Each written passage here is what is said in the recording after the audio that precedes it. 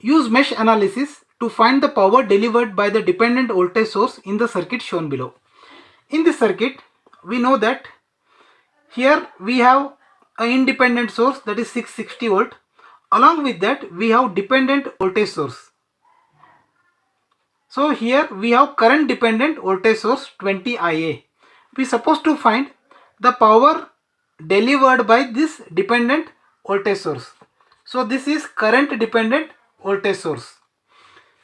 In my another lecture, basics required to understand loop analysis and node analysis, in that lecture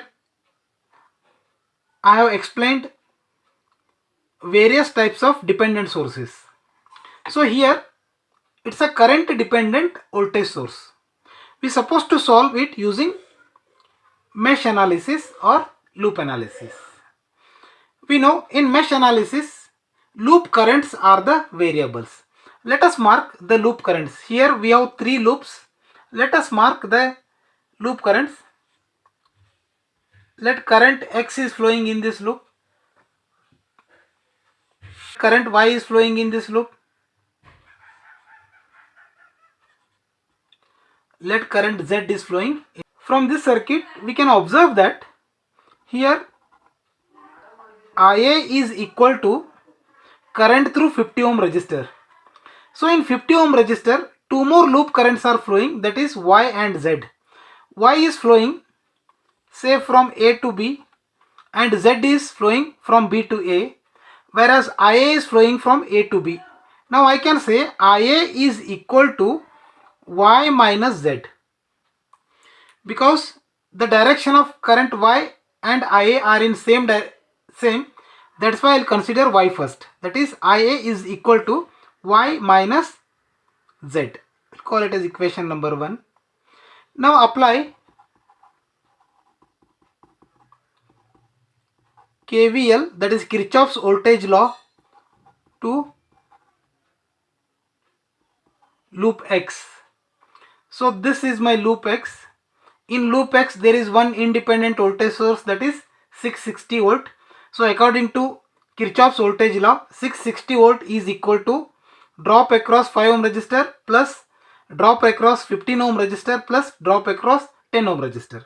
Therefore I can write it as 660 is equal to voltage drop across 5 ohm resistor is 5x plus voltage drop across 15 ohm resistor is 15x minus Z.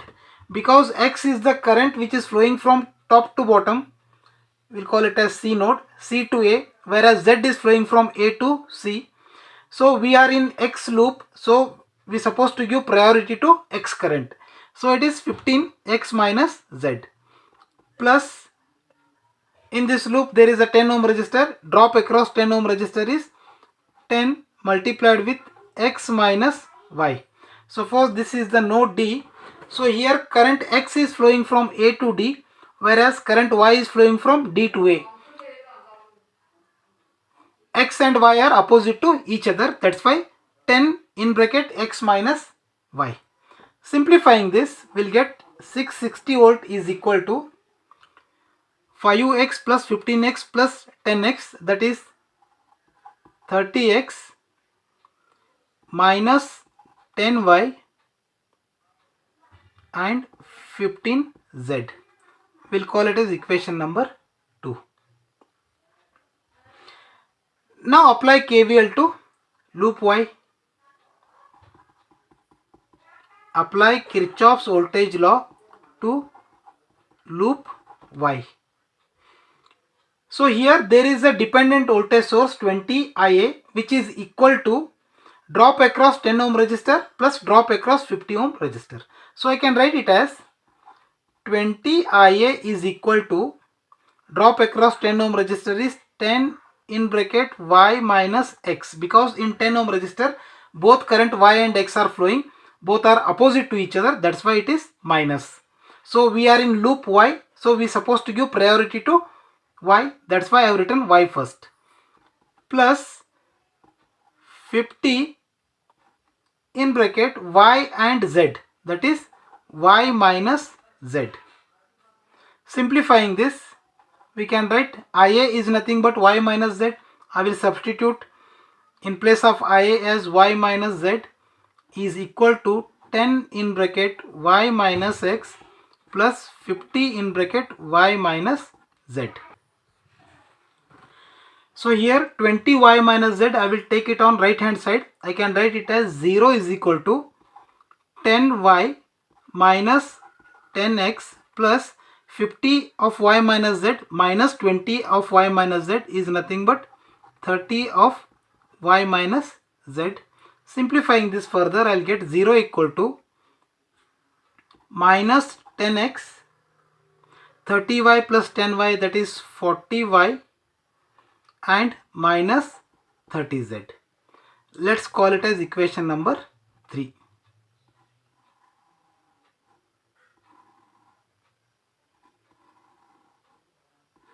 Now let's apply KVL to last loop, that is loop Z.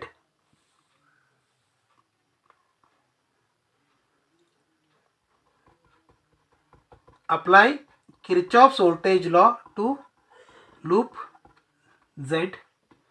So in loop Z, there is no any voltage sources.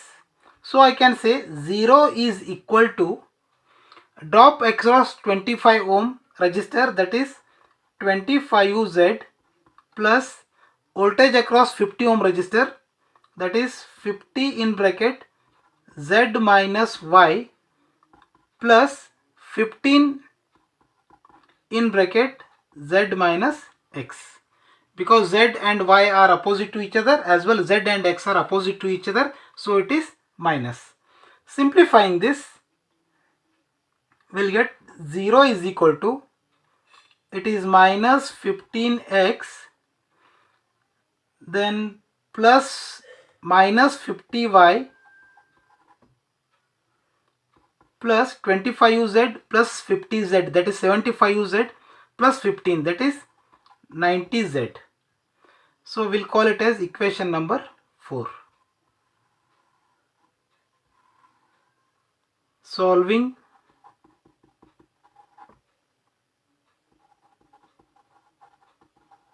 equations 2, 3 and 4, we get, let's solve equation number 2, 3 and 4. There are 3 unknown variables.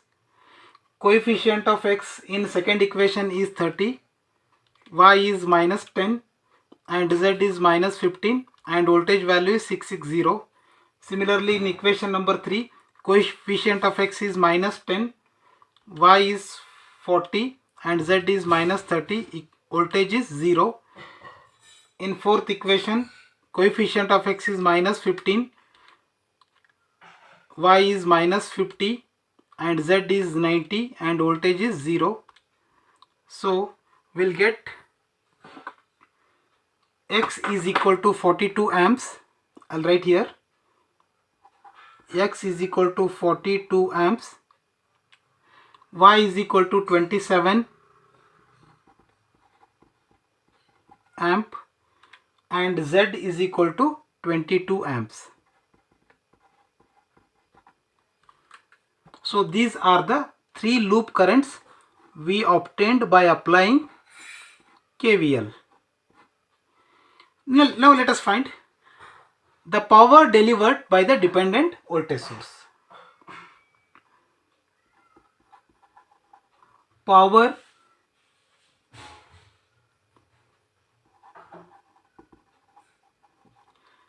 delivered by the dependent voltage source is equal to, see, we know that power is equal to V into I. So here voltage V is nothing but 20 IA, that is dependent source. The magnitude of dependent source is 20 IA, that is my voltage, 20 IA into power is equal to V into I, voltage into current. So current in this loop is Y, that is 20 IA, that is the magnitude of voltage source, and current in that loop is Y. Simplifying this, 20 IA is nothing but Y minus Z into y. Now simplifying further, 20, the value of y is 27 minus z is 22 multiplied with y, that is 27. So solving this, we will get 2700 watts, or I can write 2.7 kilowatts. So this is the required solution. That is, the power delivered by the dependent voltage source is 2700 watts. So this is the final answer, 2700 watts or 2.7k watts.